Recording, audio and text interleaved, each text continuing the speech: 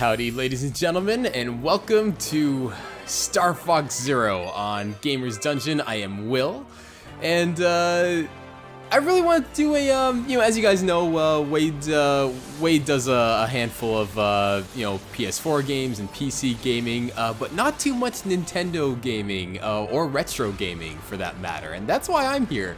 So I thought Star Fox Zero would be a good combination of those two things, because it's got those retro vibes. It's a game that hasn't been renewed in a long time, and at the same time, it's a newish game. So yeah, I figured why not.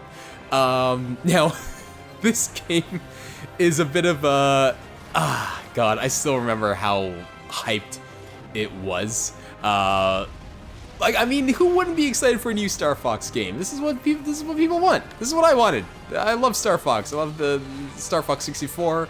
I thought Assault was a good game. If you guys want to check out a playthrough of Assault, you can head over to my commentary channel, the 3 Amiibros, where Dan, Jordan, and I we basically played through the game and did our commentary on it. And hell, I even like Star Fox Adventures. I think that was the greatest Zelda game that never was. That being said, welcome to Star Fox Zero. That sound you hear in the background is my computer overheating, but we're good. So this is the prologue. Basically, this is a reboot of 64. It's its own story. It's not a continuation, which I thought was a bit of a missed opportunity for those of you who've played Star Fox Command on the DS back in I want to say 2009. I could be wrong, but I believe it was a 2009 game. That game sort of was the title where the developers thought they were never going to get another Star Fox game, and you know what? They were right. So as a result, they made multiple endings to the game to tell the story of the characters. Of course, depending on the ending, the characters had different fates, and most of them were pretty depressing, actually. I think only maybe out of the 9 or 10 possible endings, only 2 of them were really happy.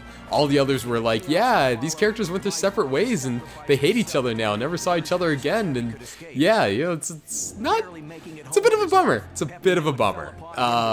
But anyway, it was their way of sort of signing off the characters, and I always thought that was a big part of Star Fox. Sure, at its core, it's a space shooter, but at the same time, it's I think what really gives it its life and its charm are the characters. You get to know Fox McCloud. Everyone's annoyed by Slippy, despite him being, a pretty intelligent Toad. Fox being the Falco being the Han Solo of the group, and Peppy being the wise sensei. They've all got personality. And this game here, we'll see it as we come closer to the end of the game. But I think they lose that a bit. The first half of the game, we really get to see all the characters again in true to form. And I think that's great. Here, they even give them all introductions. And that being said, my one criticism about this prologue here is the fact that we have these introductions. It's we don't need it. I think that was one of the best parts about Star Fox 64. You get the story through the dialogue between the characters. When you encounter Starwolf for the first time, you have those quips about Pigma being, betraying Fox's original team, which Peppy was on, and that was Fox McCloud's dad's team. I mean, that's all you need. You don't need this whole lore. You don't need this whole epic backstory. You really just need those quips. And the only real starting off story you need to know is the fact that there's this evil monkey guy named Andros, and he's trying to take over the galaxy, and it is your job, Star Fox, to take him the hell down. It's yeah, that's what I want. And then you can find out everything else in between. Anyway, as you guys can tell, I've beaten this game before. I've reset once to do a test playthrough, but anyway, here we are, this map, and I love this menu screen. It's honestly my favorite, I think it's my favorite track in the game. Maybe there's Corneria when we revisit it down the road, but anyway, without further ado, let's get right into it. So, this game I like to call the anti Let's Play game, because, first of all, this game is really difficult to play. Before the game came out, you know, the pre-reviews were criticizing its controls, and for good reason. Personally, I don't think they're horrible, but I also really like Sonic Lost World, which is another game that's criticized for having horrible controls. Maybe I am just sadistic like that, but whatever. Okay, so this is a tutorial, which we just don't need to see. Anyway, the perspective you guys are going to be getting for this game is the perspective of the third-person view. On my gamepad here, I've gotten the first-person view. The reason I'm not going to be showing you it is because I just can't. The game is not meant to be played with the gamepad view on the TV and the TV view on the gamepad. Like, it's gonna make for one hell of a time. Anyway, because I'm looking down at the controller the entire time, this game's sort of difficult to focus on and commentate at the same time, but I'm gonna do my best. Honestly, what's gonna suffer is probably my gameplay, to be honest, because it's just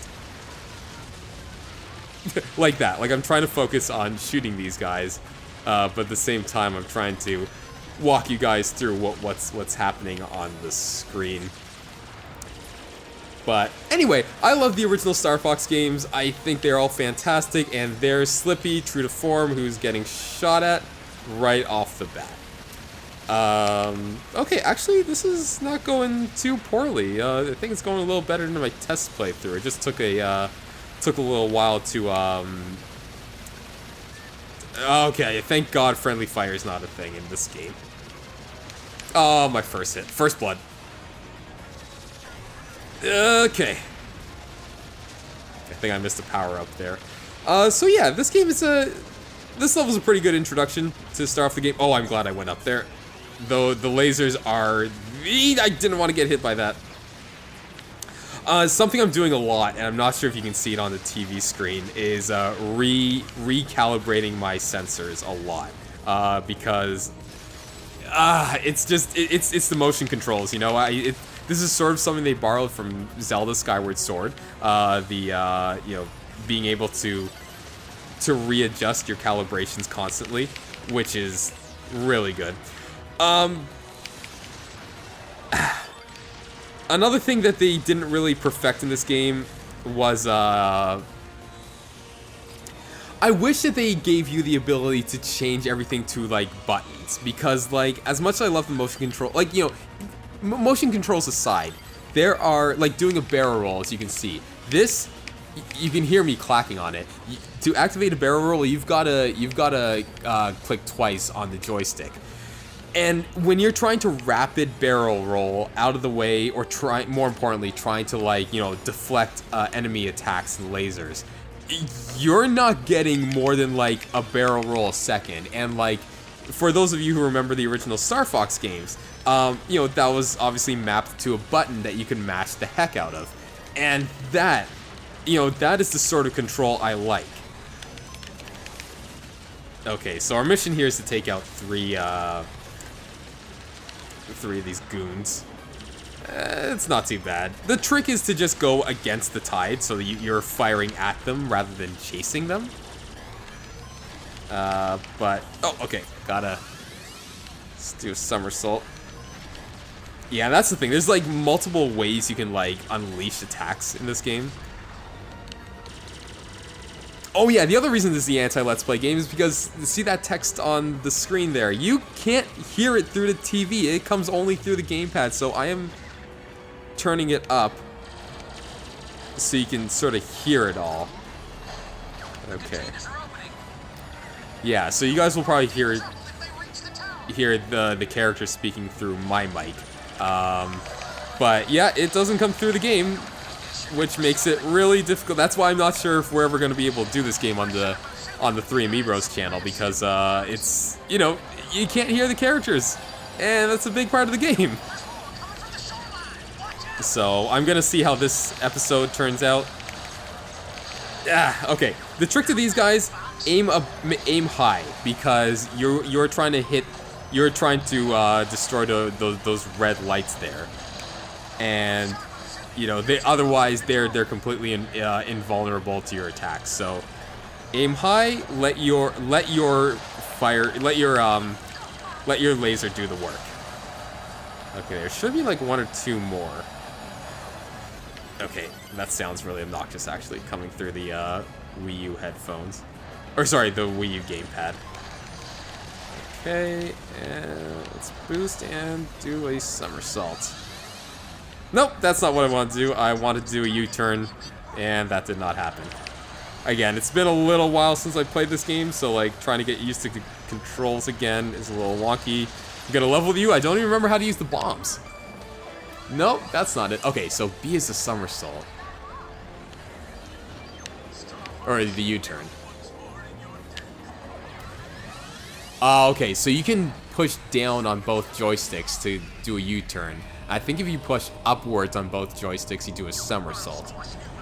And both of those are invaluable moves. Like, they are so important. Alright.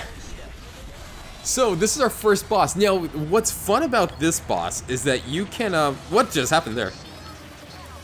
Oh, did I turn? Oh, no, okay. I turned into the chicken thing. That's not what I want to do.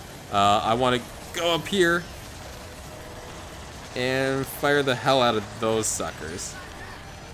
Those lasers hurt. Do not get hit by them. Just fire, ladies and gentlemen. Just fire. Okay. That gold thing might be good, actually. Let's hit that. Now, here's the thing. There are 2 ways to beat this boss. If you want to, you can actually, once you've taken down one of the, like once you've taken down part of the ship, you can actually fly into the ship using the chicken walker and, okay, hold on, I lost it.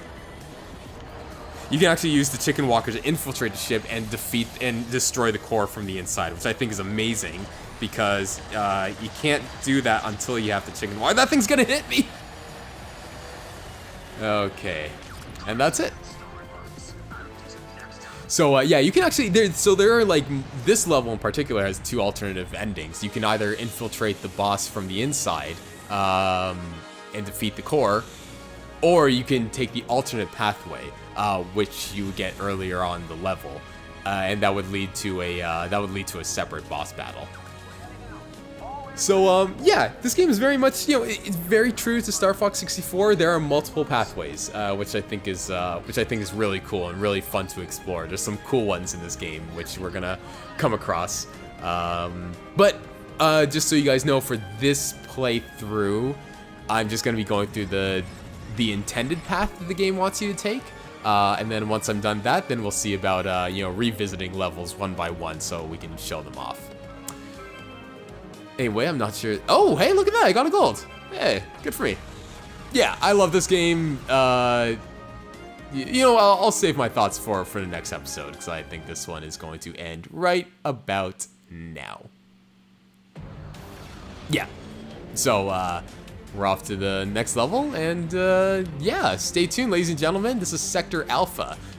So we will be back with more Star Fox soon.